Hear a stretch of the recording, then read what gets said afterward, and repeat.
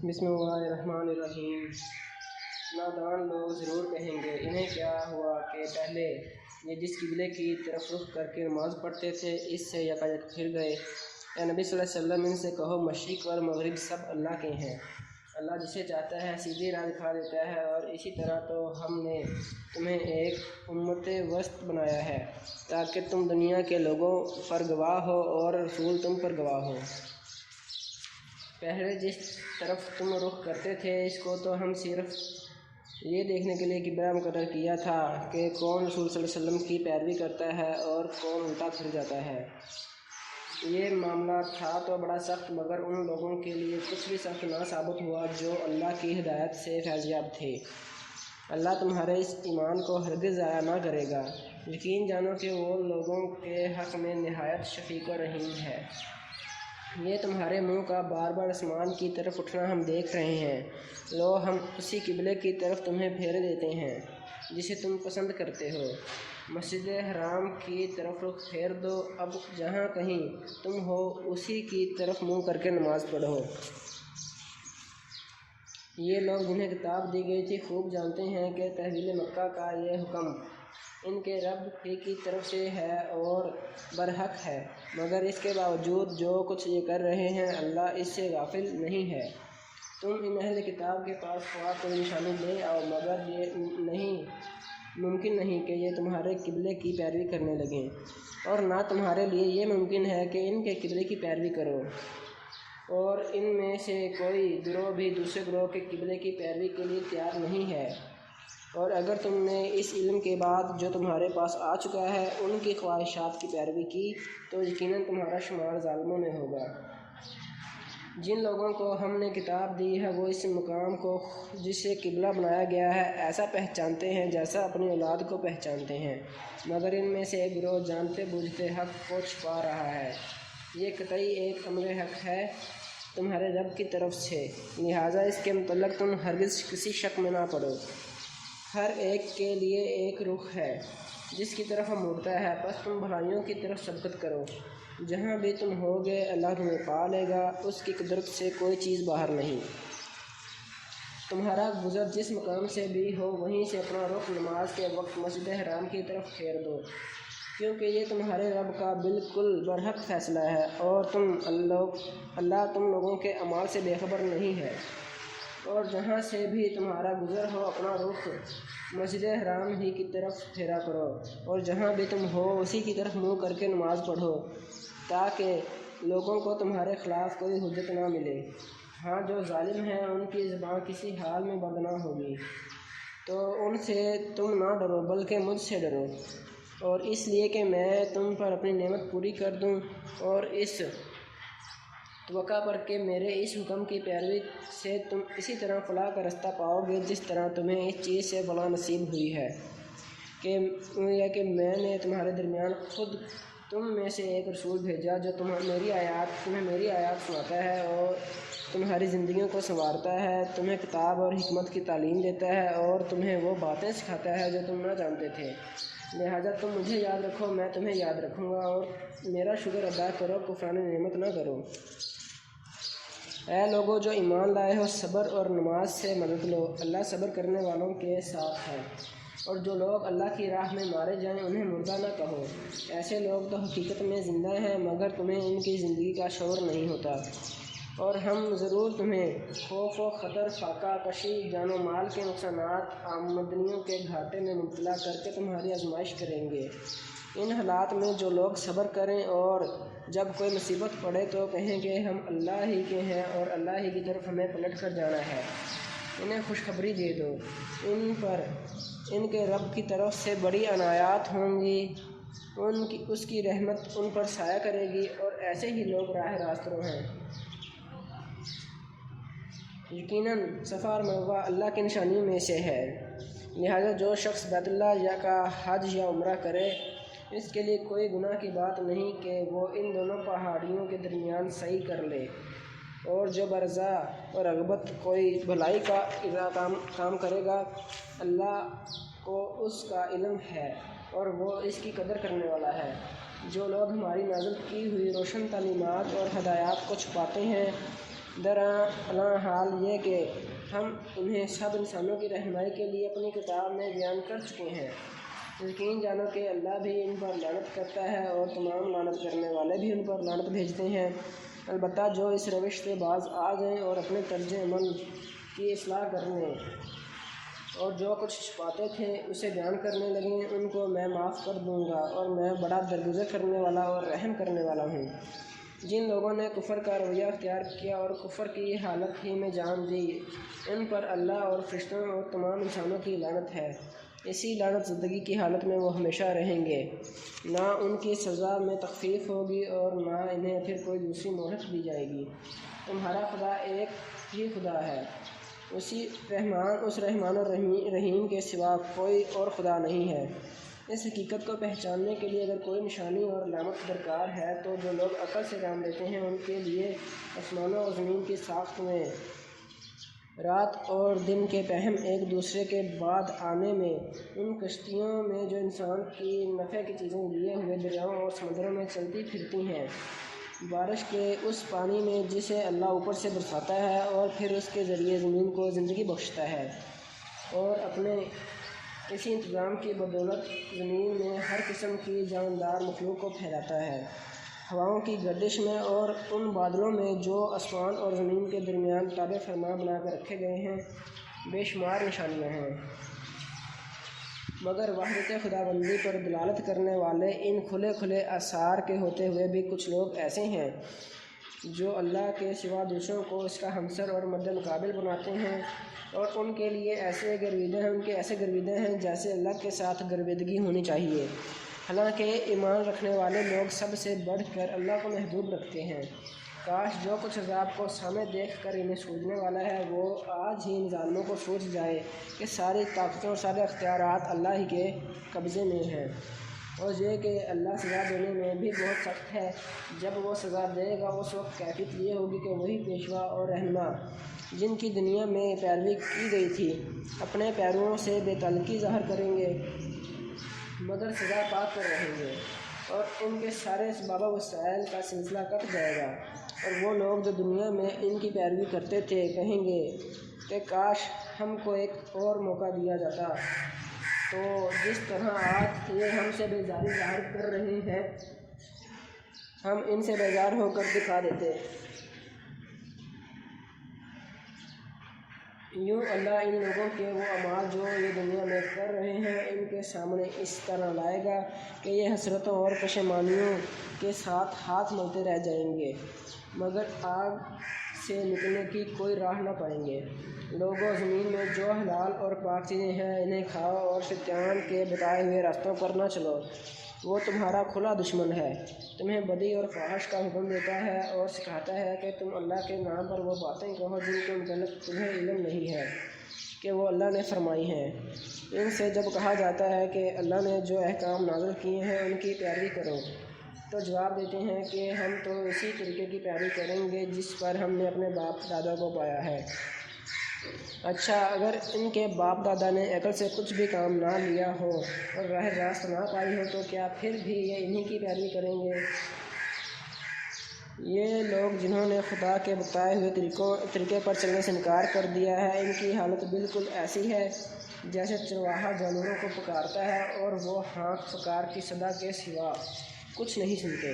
یہ بہرے ہیں، گونگے ہیں، اندھے ہیں، اس لیے کوئی بات ان کی سمجھ میں نہیں آتی۔ اے لوگوں جو ایمان لائے ہو، اگر تم حقیقت میں اللہ ہی کی بندگی کرنے والے ہو تو جو پاک چیزیں ہم نے تمہیں بخشی ہیں انہیں بے تکلف کھاؤ اور اللہ کا شکر ادا کرو۔ اللہ کی طرف سے اگر کوئی پابندی تم پر ہے تو وہ یہ ہے کہ مردار نہ کھاؤ، خون سے اور سور کے گوشت سے پرہیز کرو، اور کوئی ایسی چیز نہ کھاؤ جس پر اللہ کے سوا کسی اور کا نام لیا گیا ہو۔ جو شخص مجبوری کی حالت میں ہو اور وہ ان میں سے کوئی چیز کھا لے بغیر اس کے کہ وہ قانون شکنی کا ارادہ رکھتا ہو یا ضرورت کی حد سے تجاوز کرے تو اس پر کچھ گناہ نہیں، اللہ بخشنے والا اور رحم کرنے والا ہے۔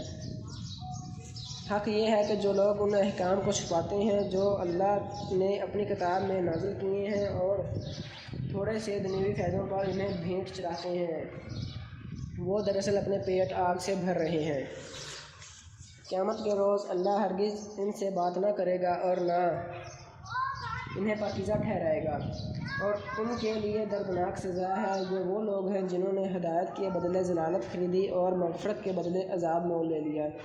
کیسا عجیب ہے ان کا حوصلہ کہ جہنم کا عذاب برداشت کرنے کے لیے تیار ہے۔ یہ سب کچھ اس وجہ سے ہوا کہ اللہ نے تو ٹھیک ٹھیک حق کے مطابق کتاب نازل کی تھی، مگر جن لوگوں نے کتاب میں اختلافات نکالے وہ اپنے جھگڑوں میں حق سے بہت دور نکل گئے۔ نیکی یہ نہیں ہے کہ تم نے اپنے چہرے مشرق کی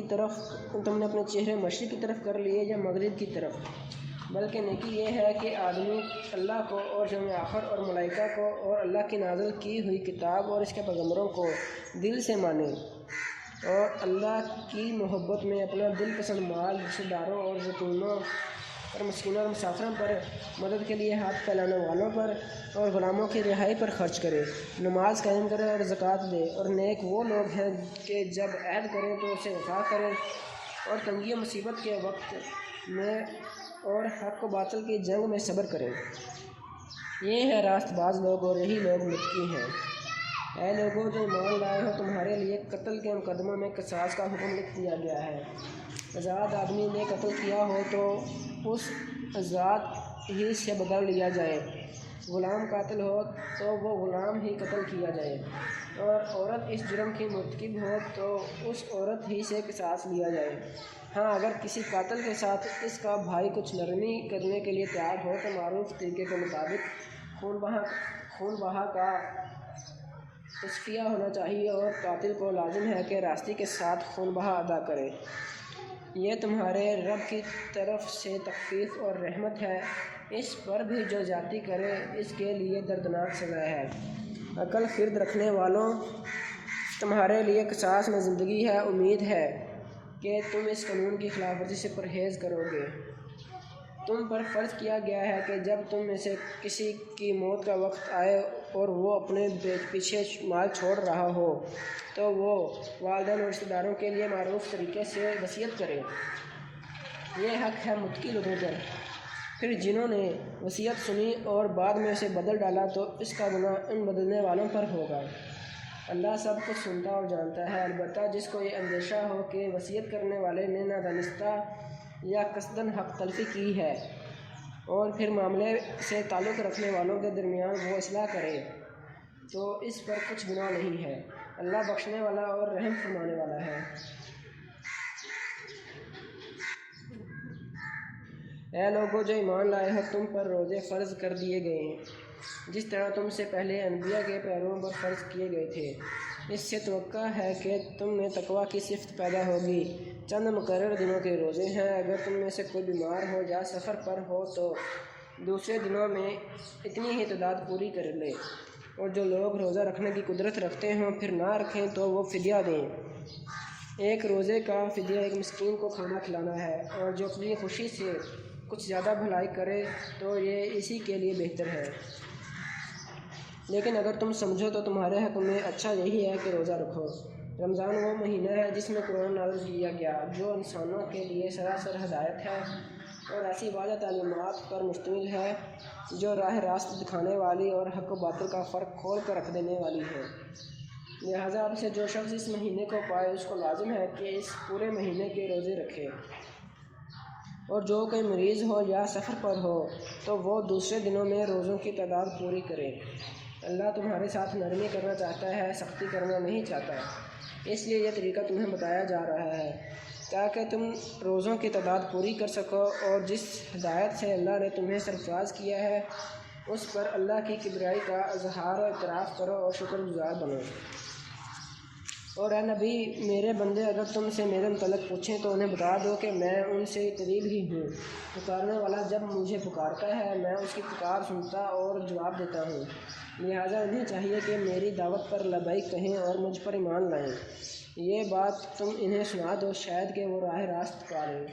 تمہارے لیے روزوں کے زمانے میں راتوں کو اپنی بیویوں کے پاس جانا حلال کر دیا گیا ہے، وہ تمہارے لیے لباس ہیں اور تم ان کے لیے۔ اللہ کا معلوم ہو گیا کہ تم لوگ چپکے چپکے اپنے آپ سے خیانت کر رہے تھے، مگر اس نے تمہارا قصور معاف کر دیا اور تم سے درگزر فرمایا۔ اب تم اپنی بیویوں کے ساتھ شب باشی کرو اور جو لطف اللہ نے تمہارے لیے جائز کر دیا ہے اسے حاصل کرو۔ نیز راتوں کو کھاؤ پیو یہاں تک کہ تم کو سیاہی شب کی دھاری سے سپیدہ صبح کی دھاری نمایاں نظر آ جائے۔ تب یہ سب کام چھوڑ کر رات تک اپنا روزہ پورا کرو، اور جب تم مسجدوں میں معتکف ہو تو بیویوں سے مباشرت نہ کرو، یہ اللہ کی باندھی ہوئی حدیں ہیں، ان کے قریب نہ پھٹکنا۔ اس طرح اللہ اپنے احکام لوگوں کے لیے بصراحت بیان کرتا ہے۔ توقع ہے کہ وہ غلط رویے سے بچیں گے، اور تم لوگ نہ تو آپس میں ایک دوسرے کے مال ناروا طریقے سے کھاؤ اور نہ حاکموں کے آگے ان کو اس غرض سے پیش کرو کہ تمہیں دوسروں کے مال کا کوئی حصہ قصداً ظالمانہ طریقے سے کھانے کا موقع مل جائے۔ لوگ تم سے چاند کی گھٹتی بڑھتی صورتوں کے متعلق پوچھتے ہیں، کہو یہ لوگوں کے لیے طریقوں کی تعین کی اور حج کی علامتیں ہیں۔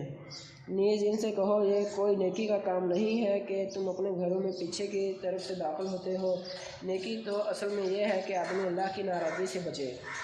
لہٰذا تم اپنے گھروں میں دروازے ہی سے آیا کرو، البتہ اللہ سے ڈرتے رہو، شاید کہ تمہیں فلاح نصیب ہو جائے۔ اور تم اللہ کی راہ میں ان لوگوں سے لڑو جو تم سے لڑ رہے ہیں، مگر زیادتی نہ کرو کہ اللہ زیادتی کرنے والوں کو پسند نہیں کرتا۔ ان سے لڑو جہاں بھی تمہارا ان سے مقابلہ پیش آ جائے، اور انہیں نکالو جہاں سے انہوں نے تم کو نکالا ہے، اس لیے کہ قتل اگرچہ برا ہے مگر فتنہ اس سے بھی زیادہ برا ہے۔ اور مسجد حرام کے قریب جب تک وہ تم سے نہ لڑے تم بھی نہ لڑو، مگر جب وہ وہاں لڑنے سے نہ چونکے تو تم بھی بے تکلف انہیں مارو، کہ ایسے کافروں کی یہی سزا ہے۔ پھر اگر وہ باز آ جائیں تو جان لو کہ اللہ معاف کرنے والا اور رحم فرمانے والا ہے۔ تم ان سے لڑتے رہو یہاں تک کہ فتنہ باقی نہ رہے اور دین اللہ کے لیے ہو جائے۔ پھر اگر وہ باز آ جائیں تو سمجھ لو کہ ظالموں کے سوا اور کسی پر دست درازی روا نہیں۔ ماہ حرام کا بدلہ ماہ حرام ہی ہے، اور تمام حرمتوں کا لحاظ برابری کے ساتھ ہوگا، لہذا جو تم پر دست درازی کرے تم بھی اسی طرح اس پر دست درازی کرو۔ البتہ اللہ سے ڈرتے رہو اور یہ جان رکھو کہ اللہ انہی لوگوں کے ساتھ ہے جو اس کی حدود توڑنے سے پرہیز کرتے ہیں۔ اللہ کی راہ میں خرچ کرو اور اپنے ہاتھوں اپنے آپ کو ہلاکت میں نہ ڈالو، احسان کا طریقہ اختیار کرو کہ اللہ محسنوں کو پسند کرتا ہے۔ اللہ کی خوشنودی کے لیے جب حج اور عمرے کی نیت کرو تو اسے پورا کرو، اور اگر کہیں گر جاؤ تو جو قربانی میسر آئے اللہ کی جناب میں پیش کرو، اور اپنے سر نہ مونڈو جب تک کہ قربانی اپنی جگہ نہ پہنچ جائے۔ مگر جو شخص مریض ہو یا جس کے سر میں کوئی تکلیف ہو اور اس بنا پر سر منڈوا لے تو اسے چاہیے کہ فدیے کے طور پر روزے رکھے یا صدقہ دے کر قربانی کرے۔ پھر اگر تمہیں امن نصیب ہو جائے اور تم حج سے پہلے مکہ پہنچ جاؤ تو جو شخص تم میں سے حج کا زمانہ آنے تک عمرے کا فائدہ اٹھائے وہ حسب مقدور قربانی دے، اور اگر قربانی میسر نہ ہو تو 3 روزے رکھے حج کے زمانے میں اور 7 گھر پہنچ کر، اس طرح پورے 10 روزے رکھ لے۔ یہ رعایت ان لوگوں کے لیے ہے جن کے گھر بار مسجد حرام کے قریب نہ ہو۔ اللہ کے ان احکام کی خلاف ورزی سے بچو، اور خوب جان لو کہ اللہ سخت سزا دینے والا ہے۔ حج کے مہینے سب کو معلوم ہے، جو شخص ان مقرر مہینوں میں حج کی نیت کرے اسے خبردار رہنا چاہیے کہ حج کے دوران اس سے کوئی شاہبانی فعل، کوئی بدعملی، کوئی لڑائی جھگڑے کی بات سرزد نہ ہو، اور جو نیک کام تم کرو گے وہ اللہ کے علم میں ہوگا۔ سفر حج کے لیے زیادہ راہ ساتھ لے جاؤ، اور سب سے بہتر زیادہ راہ پرہیزگاری ہے۔ بس اے ہوش مندو، میری نافرمانی سے پرہیز کرو، اور اگر حج کے ساتھ ساتھ تم اپنے رب کا فضل بھی تلاش کرتے جاؤ تو اس میں کوئی مضائقہ نہیں۔ پھر جب عرفات سے چلو تو مشعر حرام مزدلفہ کے پاس ٹھہر کر اللہ کو یاد کرو، اور اس طرح یاد کرو جس کی ہدایت اس نے تمہیں دی ہے، ورنہ اس سے پہلے تو تم لوگ بھٹکے ہوئے تھے۔ پھر جہاں سے اور سب لوگ پلٹتے ہیں وہیں سے تم بھی پلٹو، اور اللہ سے معافی چاہو، یقیناً وہ معاف کرنے والا اور رحم فرمانے والا ہے۔ پھر جب اپنے حج کے ارکان ادا کر چکو تو جس طرح پہلے اپنے اجداد کا ذکر کرتے تھے اسی طرح اب اللہ کا ذکر کرو بلکہ اس سے بھی بڑھ کر، مگر اللہ کو یاد کرنے والے لوگوں میں بہت فرق ہے۔ ان میں سے کوئی تو ایسا ہے جو کہتا ہے کہ اے ہمارے رب ہمیں دنیا ہی میں سب کچھ دے دے، ایسے شخص کے لیے آخرت میں کوئی حصہ نہیں۔ اور کوئی کہتا ہے کہ اے ہمارے رب ہمیں دنیا میں بھلائی دے اور آخرت میں بھی بھلائی، اور آگ کے عذاب سے ہمیں بچا۔ ایسے لوگ اپنی کمائی کے مطابق دونوں جگہ حصہ پائیں گے، اور اللہ کو حساب چکاتے کچھ دیر نہیں لگتی۔ یہ گنتی کے چند روز ہیں جو تمہیں اللہ کی راہ میں بسر کرنے چاہیے۔ پھر جو کوئی جلدی کر کے 2 ہی دن میں واپس ہو گیا تو کوئی حرج نہیں، اور جو کچھ دیر زیادہ ٹھہر کر پلٹا تو بھی کوئی حرج نہیں، بشرط یہ کہ یہ دن اس نے تقویٰ کے ساتھ بسر کیے ہوں۔ اللہ کی نافرمانی سے بچو اور خوب جان رکھو کہ ایک روز اس کے حضور تمہاری پیشی ہونے والی ہے۔ انسانوں میں کوئی تو ایسا ہے جس کی باتیں دنیا کی زندگی میں تمہیں بہت بھلی معلوم ہوتی ہیں، اور اپنی نیک نیتی پر وہ بار بار خدا کو گواہ ٹھہراتا ہے، مگر حقیقت میں وہ بدترین دشمن حق ہوتا ہے۔ جب اسے اقتدار حاصل ہو جاتا ہے تو زمین میں اس کی ساری دوڑ دھوپ اس لیے ہوتی ہے کہ فساد پھیلائے، کھیتوں کو غارت کرے اور نسل انسانی کو تباہ کرے، حالانکہ اللہ جسے وہ گواہ بنا رہا تھا فساد کو ہرگز پسند نہیں کرتا۔ اور جب اسے کہا جاتا ہے کہ اللہ سے ڈر تو اپنے وقار کا خیال اس کو گناہ پر جما دیتا ہے۔ ایسے شخص کے لیے تو بس جہنم ہی کافی ہے، اور وہ بہت برا ٹھکانہ ہے۔ دوسری طرف انسانوں ہی میں کوئی ایسا بھی ہے جو رضائے الہی کی طلب میں اپنی جان کھپا دیتا ہے، اور ایسے بندوں پر اللہ بہت مہربان ہے۔ اے ایمان لانے والو، تم پورے کے پورے اسلام میں داخل ہو جاؤ، آ جاؤ، اور شیطان کی پیروی نہ کرو، وہ تمہارا کھلا دشمن ہے۔ جو صاف صاف ہدایات تمہارے پاس آ چکی ہیں، اگر ان کو پا لینے کے بعد پھر بھی تم نے لغزش کھائی تو خوب جان رکھو کہ اللہ سب پر غالب اور حکیم دانا ہے۔ ان ساری نصیحتوں اور ہدایت کے بعد بھی جو لوگ سیدھے نہ ہوں تو کیا وہ اس کے منتظر ہیں کہ اللہ بادلوں کا چتر لگائے، فرشتوں کے پرے ساتھ لیے خود سامنے آ موجود ہو اور فیصلہ ہی کر ڈالے؟ آخر کار سارے معاملات پیش تو اللہ ہی کے حضور ہونے والے ہیں۔ بنی اسرائیل سے پوچھو کہ کیسی کھلی کھلی نشانیاں ہم نے انہیں دکھائی ہیں، اور پھر یہ بھی ان سے پوچھو اللہ کی نعمت پا لینے کے بعد جو قوم اس کو شقاوت سے بدلتی ہے اسے اللہ کیسی سخت سزا دیتا ہے۔ جن لوگوں نے کفر کی راہ اختیار کی ان کے لیے دنیا کی زندگی بڑی محبوب و دل پسند بنا دی گئی ہے۔ ایسے لوگ ایمان کی راہ اختیار کرنے والوں کا مذاق اڑاتے ہیں، مگر قیامت کے روز پرہیزگار لوگ ہی ان کے مقابلے میں عالی مقام ہوں گے۔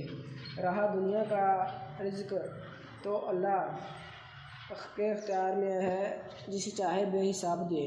ابتدا میں سب لوگ ایک ہی طریقے پر تھے، پھر یہ حالت باقی نہ رہی اور اختلافات رونما ہوئے۔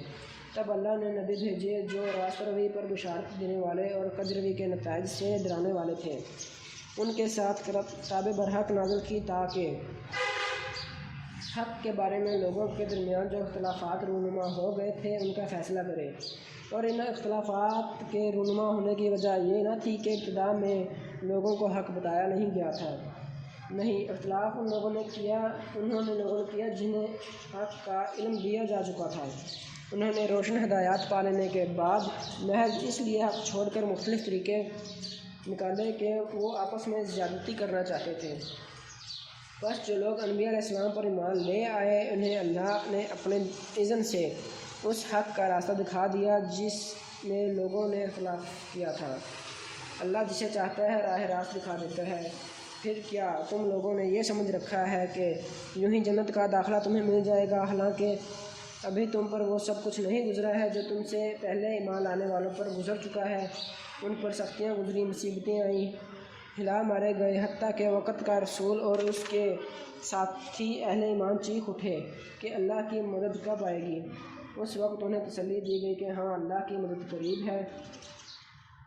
لوگ پوچھتے ہیں ہم کیا خرچ کریں؟ جواب دو کہ جو مال بھی تم خرچ کرو اپنے والدین پر، رشتہ داروں پر، اور یتیموں اور مسکینوں اور مسافروں پر خرچ کرو، اور جو بھلائی بھی تم کرو گے اللہ اس سے باخبر ہوگا۔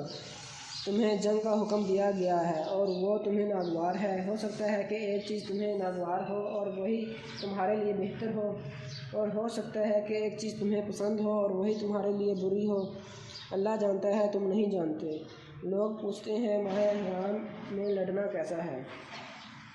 کہو کہ اس میں لڑنا بہت برا ہے، مگر راہ خدا سے لوگوں کو روکنا اور اللہ سے کفر کرنا اور مسجد حرام کا راستہ خدا پرستوں پر بند کرنا اور حرم کے رہنے والوں کو وہاں سے نکالنا اللہ کے نزدیک اس سے بھی زیادہ برا ہے اور فتنہ خون ریزی سے شدید تر ہے۔ وہ تو تم سے لڑے ہی جائیں گے حتیٰ کہ اگر ان کا بس چلے تو تمہیں اس دین سے پھیر لے جائیں، اور یہ خوب سمجھ لو کہ تم میں سے جو کوئی اس دین سے پھرے گا اور کفر کی حالت میں جان دے گا، اس کے اعمال دنیا اور آخرت دونوں میں ضائع ہو جائیں گے۔ ایسے سب لوگ جہنمی ہیں اور ہمیشہ جہنم ہی میں رہیں گے، بخلاف اس کے جو لوگ ایمان لائے اور جنہوں نے خدا کی راہ میں اپنا گھر بار چھوڑا اور جہاد کیا۔ وہ رحمت الہی کے جائز امیدوار ہیں اور اللہ ان کی لغزشوں کو معاف کرنے والا اور اپنی رحمت سے انہیں نوازنے والا ہے۔ پوچھتے ہیں شراب اور جوئے کا کیا حکم ہے؟ کہو ان دونوں چیزوں میں بڑی خرابی ہے، اگرچہ ان میں لوگوں کے لیے کچھ منافع بھی ہے، مگر ان کا گناہ ان کے فائدے سے بہت زیادہ ہے۔ پوچھتے ہیں ہم راہ خدا میں کیا خرچ کریں؟ کہو جو کچھ تمہاری ضرورت سے زیادہ ہو۔ اس طرح اللہ تمہارے لیے صاف صاف احکام بیان کرتا ہے، شاید کہ تم دنیا اور آخرت دونوں کی فکر کرو۔ پوچھتے ہیں یتیموں کے ساتھ کیا معاملہ کیا جائے؟ کہو جس طرز عمل میں ان کے لیے بھلائی ہو وہی اختیار کرنا بہتر ہے۔ اگر تم اپنا اور ان کا خرچ اور رہنا سہنا مشترک رکھو تو اس میں کوئی مضائقہ نہیں۔ آخر کار وہ تمہارے بھائی بند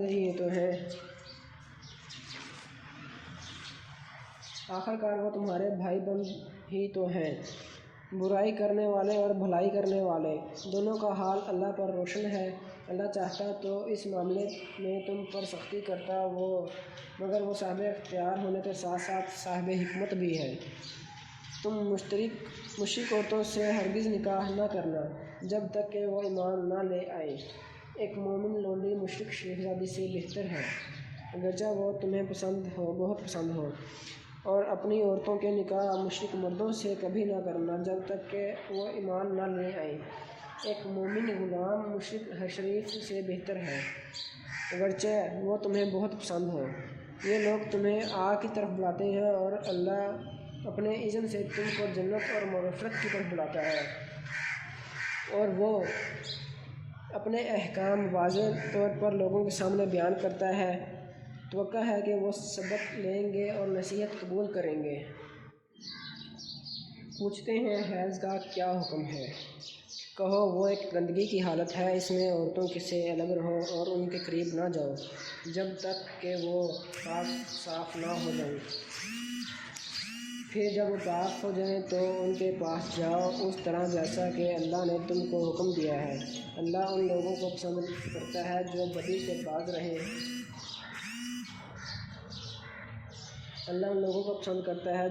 سے باز رہیں۔ تمہاری اور پاکیزگی اختیار کریں۔ تمہاری عورتیں تمہاری کھیتیاں ہیں، تمہیں اختیار ہے جس طرح چاہو اپنی کھیتی میں جاؤ، مگر اپنے مستقبل کی فکر کرو اور اللہ کی ناراضی سے بچو۔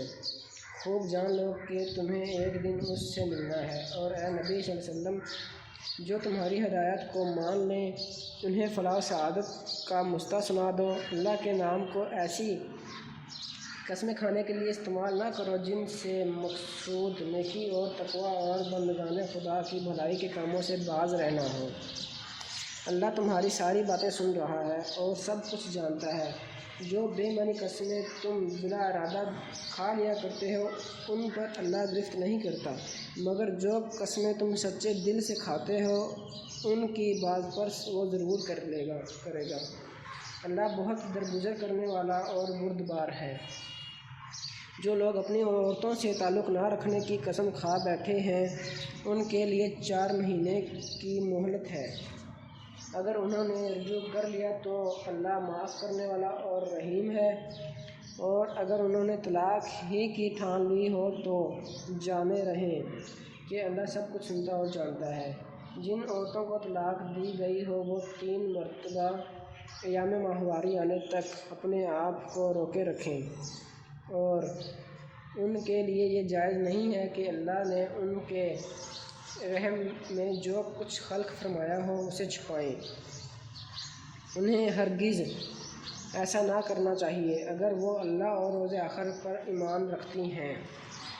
ان کے شوہر تعلقات درست کر لینے پر آمادہ ہوں تو وہ اس عدت کے دوران میں انہیں پھر اپنی زوجیت میں واپس لینے کا حقدار ہے۔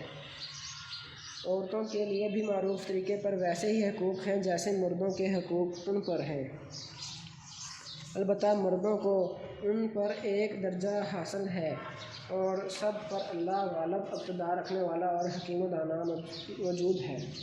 طلاق 2 بار ہے، پھر یا تو سیدھی طرح عورت کو روک لیا جائے یا بھلے طریقے سے اس کو رخصت کر دیا جائے، اور رخصت کرتے ہوئے ایسا کرنا تمہارے لیے جائز نہیں ہے کہ جو کچھ تم انہیں دے چکے ہو اس میں سے کچھ واپس لے لو، البتہ یہ صورت مستثنیٰ ہے کہ زوجین کو اللہ کے حدود پر قائم نہ رہ سکنے کا اندیشہ ہو۔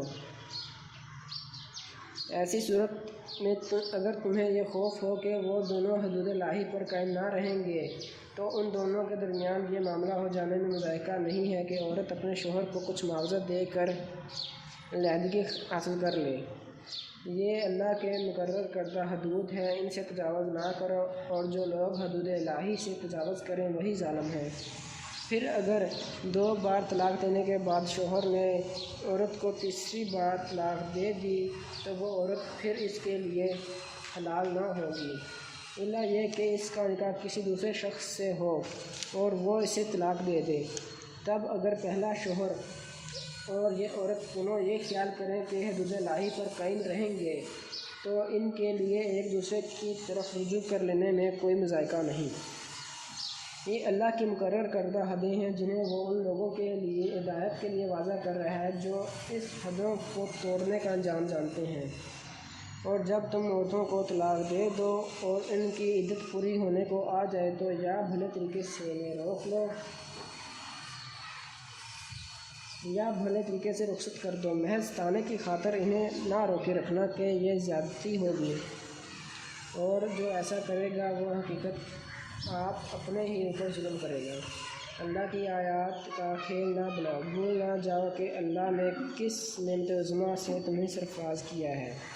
وہ تمہیں نصیحت کرتا ہے کہ جو کتاب اور حکمت اس نے تم پر نازل کی ہے اس کا احترام ملحوظ رکھو۔ اللہ سے ڈرو اور خوب جان لو کہ اللہ کو ہر بات کی خبر ہے۔ جب تم اپنی عورتوں کو طلاق دے چکو اور وہ عدت پوری کر لیں تو پھر اس میں مانع نہ ہو کہ وہ اپنے زیر تجویز شوہروں سے نکاح کر لیں، جب کہ وہ معروف طریقے سے باہم مناکحت پر راضی ہوں۔ تمہیں نصیحت کی جاتی ہے کہ ایسی حرکت ہرگز نہ کرنا اگر تم اللہ اور روز آخر پر ایمان لانے والے ہو۔ تمہارے لیے یہ شائستہ پاکیزہ طریقہ یہی ہے کہ اس سے باز رہو۔ اللہ جانتا ہے تم نہیں جانتے۔ جو باپ چاہتے ہوں کہ ان کی اولاد پوری مدت رضاعت تک دودھ پیے تو مائیں اپنے بچوں کو کامل 2 سال دودھ پلائیں۔ اس صورت میں بچے کے باپ کو معروف طریقے سے انہیں کھانا کپڑا دینا ہوگا، مگر کسی پر اس کی وسعت سے بڑھ کر بار نہ ڈالنا چاہیے۔ نہ تو مال کو اس وجہ سے تکلیف میں ڈالا جائے کہ بچے اس کا ہے، اور نہ باپ ہی کو اس وجہ سے تنگ کیا جائے کہ بچہ اس کا ہے۔ دودھ پلانے والی کا یہ حق جیسا بچے کے باپ پر ہے ویسا ہی اس کے وارث پر بھی ہے، لیکن اگر فریقین باہمی رضامندی اور مشورے سے دودھ چھڑانا چاہیں تو ایسا کرنے میں کوئی مضائقہ نہیں۔ اور اگر تمہارا خیال اپنی اولاد کو کسی غیر عورت سے دودھ پلوانے کا ہو تو اس میں بھی کوئی حرج نہیں، بشرطیہ کہ اس وقت جو کچھ معاوضہ طے کرو وہ معروف طریقے پر ادا کر دو۔ اللہ سے ڈرو اور جان رکھو کہ جو کچھ تم کرتے ہو سب اللہ کی نظر میں ہے۔ تم میں سے جو لوگ مر جائیں ان کے پیچھے اگر ان کی بیویاں زندہ ہوں تو وہ اپنے آپ کو 4 مہینے 10 دن روک کے رکھیں۔ پھر جب ان کی عدت پوری ہو جائے تو انہیں اختیار ہے کہ اپنی ذات کے معاملے میں معروف طریقے سے جو چاہیں کریں، تم پر اس کی کوئی ذمہ داری نہیں۔ اللہ تم سب کے اعمال سے باخبر ہے۔ زمانہ عدت میں اخوات تم ان بیوہ عورتوں کے ساتھ منگنی کا ارادہ شارع کنایہ میں ظاہر کر دو، خواہ دل میں چھپائے رکھو، دونوں صورتوں میں کوئی مذائقہ نہیں۔ اللہ جانتا ہے کہ ان کا خیال تو تمہارے دل میں آئے گا ہی، مگر دیکھو خفیہ عہد و پیمان نہ کرنا۔ اگر کوئی بات کرنی ہے تو معروف طریقے سے کرو، اور عقد نکاح باندھنے کا فیصلہ اس وقت تک نہ کرو جب تک کہ عدت پوری نہ ہو جائے۔ خوب سمجھ لو کہ اللہ تمہارے دلوں کا حال تک جانتا ہے، لہٰذا اس سے ڈرو، اور یہ بھی جان لو کہ اللہ بردبار ہے، چھوٹی چھوٹی باتوں سے درگزر فرماتا ہے۔ جو کچھ تم پر جو کچھ گناہ نہیں، اگر اپنی عورتوں کو طلاق دے دو قبل اس کے کہ ہاتھ لگانے کی نوبت آئے یا مہر مقرر ہو، اس صورت میں انہیں کچھ نہ کچھ دینا ضرور چاہیے۔ خوشحال آدمی اپنی مقدرت کے مطابق اور غریب اپنی مقدرت کے مطابق معروف طریقے سے دے۔ یہ حق ہے نیک آدمیوں پر۔ اگر تم نے ہاتھ لگانے سے پہلے طلاق دی ہو لیکن مہر مقرر کیا جا چکا ہو تو اس صورت میں نصف مہر دینا ہوگا۔ اور یہ اور بات ہے کہ عورت نرمی برتے اور مہر نہ لے، یا وہ مرد جس کے اختیار میں عقد نکاح ہے نرمی سے کام لے اور پورا مہر دے دے، اور تم یعنی مرد نرمی سے کام لو تو یہ تقویٰ سے زیادہ مناسبت رکھتا ہے۔ آپس کے معاملات میں فیاضی کو نہ بھولو، تمہارے اعمال کو اللہ دیکھ رہا ہے۔ اپنی نمازوں کی نگہداشت رکھو، خصوصاً ایسی نماز جو محسن صلات کی جامع ہو۔ اللہ کے آگے اس طرح کھڑے ہو جیسے فرما بردار غلام کھڑے ہوتے ہیں۔ بد امنی کی حالت ہو تو خواہ پیدل ہو خواہ سوار، جس طرح ممکن ہو نماز پڑھو، اور جب امن میسر آ جائے تو اللہ کو اس طریقے سے یاد کرو جو اس نے تمہیں سکھا دیا ہے، جس سے تم پہلے ناواقف تھے۔ تم میں سے جو لوگ وفات پائیں اور پیچھے بیویاں چھوڑ رہے ہوں، ان کو چاہیے کہ اپنی بیویوں کے حق میں یہ وصیت کر جائیں کہ 1 سال تک ان کو نان نفقہ دیا جائے اور وہ گھر سے نہ نکالی جائیں۔ پھر اگر وہ خود نکل جائیں تو اپنی ذات کے معاملے میں معروف طریقے سے وہ جو کچھ بھی کریں، اس کی کوئی ذمہ داری تم پر نہیں ہے۔ اللہ سب پر غالب اقتدار رکھنے والا اور حکیم و دانا ہے۔ اسی طرح جن عورتوں کو طلاق دی گئی ہو انہیں بھی مناسب طور پر کچھ نہ کچھ دے کر رخصت کیا جائے، یہ حق ہے متقی لوگوں پر۔ اس طرح اللہ اپنے احکام تمہیں صاف صاف بتاتا ہے۔ امید ہے کہ تم سمجھ بوجھ کر کام کرو گے۔ تم نے ان لوگوں کے حال پر بھی کچھ غور کیا جو موت کے ڈر سے اپنے گھر بار چھوڑ کر نکلے تھے اور ہزاروں کی تعداد میں تھے۔ اللہ نے ان سے فرمایا مر جاؤ، پھر اس نے ان کو دوبارہ زندگی بخشی۔ حقیقت یہ ہے کہ اللہ انسان پر بڑا فضل فرمانے والا ہے، مگر اکثر لوگ شکر ادا نہیں کرتے۔ مسلمانوں، اللہ کی راہ میں جنگ کرو، خوب جان رکھو کہ اللہ سننے والا اور جاننے والا ہے۔ تم میں کون ہے جو اللہ کو قرض حسن دے تاکہ اللہ اسے کئی گنا بڑھا چڑھا کر واپس کرے؟ گھٹانا بھی اللہ کے اختیار میں ہے اور بڑھانا بھی، اور اسی کی طرف تمہیں پلٹ کر جانا ہے۔ پھر تم نے اس معاملے پر بھی غور کیا جو موسیٰ کے بعد سرداران بنی اسرائیل کو پیش آیا تھا۔ انہوں نے اپنے نبی سے کہا ہمارے لیے ایک بادشاہ مقرر کر دو تاکہ ہم اللہ کی راہ میں جنگ کریں۔ نبی نے پوچھا کہیں ایسا تو نہ ہوگا کہ تم کو لڑائی کا حکم دیا جائے اور پھر تم نہ لڑو؟ وہ کہنے لگے بھلا یہ کیسے ہو سکتا ہے کہ ہم راہ خدا میں نہ لڑیں جب کہ ہمیں اپنے گھروں سے نکال دیا گیا ہے اور ہمارے بال بچے ہم سے جدا کر دیے گئے ہیں؟ مگر جب ان کو جنگ کا حکم دیا گیا تو ایک قلیل تعداد کے سوا وہ سب پیٹھ موڑ گئے، اور اللہ ان میں سے ایک ایک ظالم کو جانتا ہے۔ ان کے نبی نے ان سے کہا کہ اللہ نے طالوت کو تمہارے لیے بادشاہ مقرر کیا ہے۔ یہ سن کر وہ بولے ہم پر بادشاہ بننے کا وہ کیسے حقدار ہو گیا؟ اس کے مقابلے میں بادشاہی کے ہم زیادہ مستحق ہیں، وہ تو کوئی بڑا مالدار آدمی نہیں ہے۔ نبی نے جواب دیا اللہ نے تمہارے مقابلے میں اسی کو منتخب کیا ہے اور اس کو دماغی جسمانی دونوں قسم کی اہلیتیں فراوانی کے ساتھ عطا فرمائی ہیں۔ اور اللہ کو اختیار ہے کہ اپنا ملک جسے چاہے دے۔ اللہ بڑی وسعت رکھتا ہے اور سب کچھ اس کے علم میں ہے۔ اس کے ساتھ ان کے نبی نے ان کو یہ بھی بتایا کہ خدا کی طرف سے اس کے بادشاہ مقرر ہونے کی علامت یہ ہے کہ اس کے عہد میں وہ صندوق تمہیں واپس مل جائے گا جس میں تمہارے رب کی طرف سے تمہارے لیے سکون قلب کا سامان ہے، جس میں آل موسیٰ اور آل ہارون کے چھوڑے ہوئے تبرکات ہیں، اور جس کو اس وقت کے فرشتے سنبھالے ہوئے ہیں۔ اور اگر تم مومن ہو تو یہ تمہارے لیے بہت بڑی نشانی ہے۔ پھر جب طالوت لشکر لے کر چلا تو اس نے کہا، ایک دریا پر اللہ کی طرف سے تمہاری آزمائش ہونے والی ہے۔ جو اس کا پانی پیے گا وہ میرا ساتھی نہیں، میرا ساتھی صرف وہ ہے جو اس سے پیاس نہ بجھائے۔ ہاں، ایک آدھ چولو کوئی پی لے تو پی لے، مگر ایک لوح قلیل کے سوا۔ وہ سب اس دریا میں سے سیراب ہوئے۔ پھر جب طالوت اور اس کے ساتھی مسلمان دریا پار کر کے آگے بڑھے تو انہوں نے طالوت سے کہہ دیا کہ آج ہم میں جالوت اور اس کے لشکروں کا مقابلہ کرنے کی طاقت نہیں ہے۔ لیکن جو لوگ یہ سمجھتے تھے کہ انہیں ایک دن اللہ سے ملنا ہے، انہوں نے کہا، بارہا ایسا ہوا ہے کہ ایک قلیل گروہ اللہ کے اذن سے ایک بڑے گروہ پر غالب آ گیا ہے۔ اللہ صبر کرنے والوں کا ساتھی ہے۔ اور جب وہ جالوت اور اس کے لشکروں کے مقابلے پر نکلے تو انہوں نے دعا کی، اے ہمارے رب، ہم پر صبر کا فیضان کر ہمارے قدم جما دے اور اس کافر گروہ پر ہمیں فتح نصیب کر۔ آخر کار اللہ کے اذن سے انہوں نے کافروں کو مار بھگایا اور داؤد نے جالوت کو قتل کر دیا، اور اللہ نے اسے سلطنت اور حکمت سے نوازا، اور جن جن چیزوں کا چاہا اس کو علم دیا۔